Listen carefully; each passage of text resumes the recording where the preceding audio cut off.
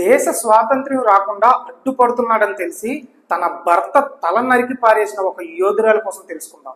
సుభాష్ చంద్రబోస్ ఎక్కడున్నాడో చెప్పడం లేదని తన కుడి వృక్షోజాలాన్ని బ్రిటిష్ వాళ్ళు కోసేస్తున్న లెక్క చేయని ఒక స్వాతంత్ర సమర యోధురాల కోసం తెలుసుకుందాం. మన దురదృష్టం ఏంటంటే దేశం కోసం పోరాడిన స్వాతంత్ర యోధుల కోసం మన పాఠ్య పుస్తకాల్లో పెట్టకుండా మత రాజకీయాలు, పనికి మాలిన రాజకీయాలు చేసిన వారి పేర్లు పెట్టి కొన్ని జనరేషన్ మైండ్ పాడు చేశారు. ఇవన్నీ పక్కన పెడితే నీరా ఆర్య, ఈవిడ ఉత్తరప్రదేశ్ లో వెల్ సెటిల్డ్ ఫ్యామిలీలో జన్మించింది.